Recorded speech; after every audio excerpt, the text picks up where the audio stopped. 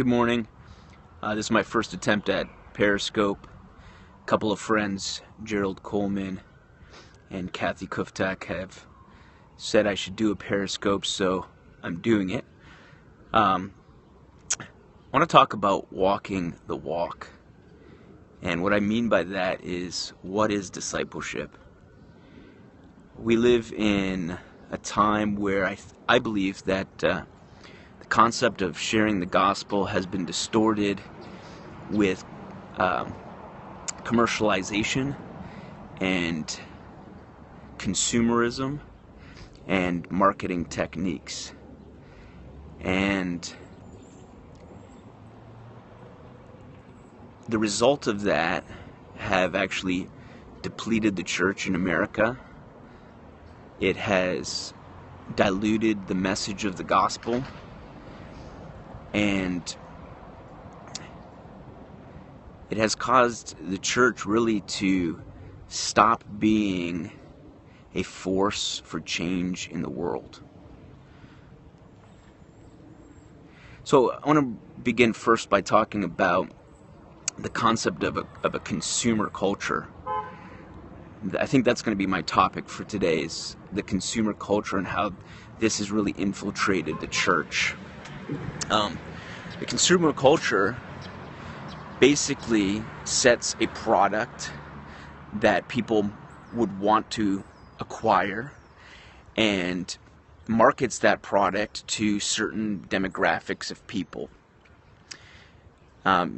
And this has affected the church in the concept of evangelism, the concept of church growth, that the gospel itself, that Jesus, that salvation is a product, that church is a product that can be acquired. And the result of this is it waters down the gospel. It makes it so basic that the main power of the gospel is lost. And what happens in a consumer-driven culture is that you have different entities vying for the attention of the consumer, such as your one-stop shop like Walmart or Target. You have two entities that are nearly identical in product, but they supply the product in a slightly different manner to gain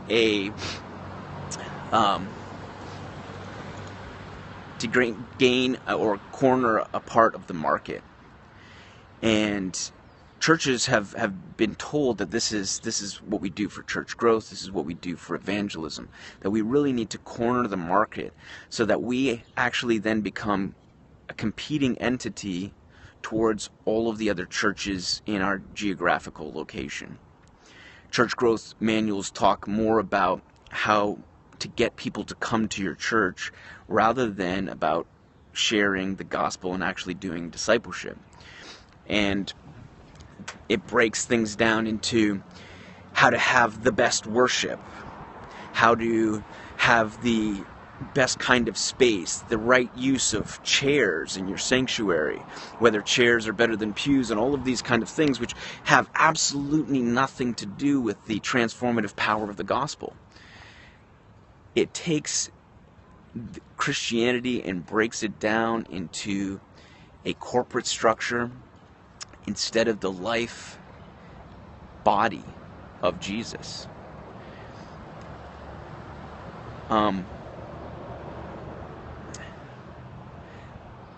These marketing strategies have caused churches to explode. Churches of thousands of people coming to a worship service that is specifically tailored to their likes and dislikes, to their culture, and calling them to participate in what they would call a larger community of believers. But as statistics have shown, this isn't church growth, this is just church transfer, and people are leaving one church to go to another. So what it really is consolidation of the clients. The clients are going after the current product. The danger, or one of the dangers in this, is what happens when the product gets old. What happens when people no longer need that product, or they no longer like the product the way it is. You see this in cars. There are people like myself who really like cars from the 1970s. But the average person is looking for the new car, the one that the engine is running great. It's got new leather interior. It's got fancy buttons, and everything is digital, and seat warmers and traction control and all of these things. Now, that those cars from the 1970s can still run. If you had a good mechanic, they could get them on the road. You could do some repairs, and we could still get people from point A to point B. But people like the new, they like the fancy. And when that's translated into the church, what happens is church becomes old. Well, this is no longer for me. I used to go to church, but I kind of outgrew that. Now I'm just this thing, or now I'm post that. If that's the case, then the church never preached the gospel, because you can never be post transformation. You can only be transforming. So I think what it really breaks down to is that there has to be something more. There has to be something more to the gospel than just marketing our religious beliefs. It has to be something more than convincing people that we have the flashiest new thing in church. That our church has the best children's programs. Our church has the cleanest nurseries. Our church has the rocking worship band, or whatever it is that draws people to church. Our church has the best preacher. If those are the things that are drawing people to church, and those are the things that we focus on, we are really missing the main point. And the main point is discipleship. I recently, a year ago, started a church plant. And in an urban, impoverished area. And it has its ups and downs. The numbers have gone up, the numbers have gone down. There are good weeks and bad weeks. How you doing? In all of that, the big thing that I really feel impressed on my heart is, why do I not see change in the streets? There are, in this town that we're in, the city that we're in, there are churches everywhere. As I'm walking, I've already passed 2 churches. I'm going to come up to a street in about 6 steps, and there's another church to my left, and 3 more down the block. And if we have all of these churches, and all of these people who have been doing church for so long, why do we not see change? Why do we not see transformation in people's lives? Why do we not see transformation in a neighborhood? And I gotta say that if this is the result of having this many churches, the gospel that is being preached doesn't work. I think one of the main issues, at least for me, is the question of discipleship. And so I spend a lot of time walking in the neighborhood and praying with people and talking with people and looking really not for people to say a sinner's prayer, looking for people to become converts to my brand of Christianity, but looking for people who are willing to be disciples. on my recent walk, as I walked, I found myself frustrated in prayer. And just frustrated that in my own weakness, I don't see the growth that would make this work, that would make this church plant successful, quote unquote.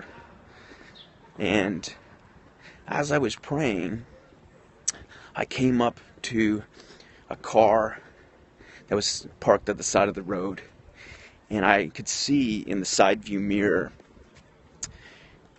the woman in the driver's seat eyeing me, eyeballing me. And as I got closer, her eyes followed me, and then her window rolled down. And she looked at me and she said, you know, I was just saying to my daughter that it is a very rare thing to see a priest walking alone in this neighborhood. And I smiled at her, and she said, you know, what you really need is you really need disciples. You need disciples walking along with you. And out of nowhere, she ended the conversation and drove off. And it really came to me as a word from God. This is the gospel. The gospel was, the Great Commission was to go out and make disciples, to share the good news and to make disciples. And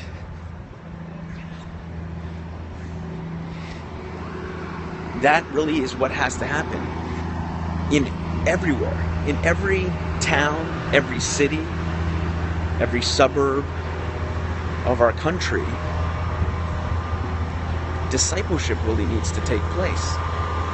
We need to extricate ourselves from the concept of consumerism, the concept of notching our belts with people in chairs in church, the concept of getting people to make commitments and fill out commitment cards. We need to divorce ourselves from this concept that the gospel is about people making decisions to get a ticket to heaven. And we need to enter into a lifestyle. All believers, whether you're a pastor or a layperson, all believers need to enter into a lifestyle of discipleship. We ourselves need to be discipled, and we need to go out and make disciples. And as we do that, the concept is that we see transformation.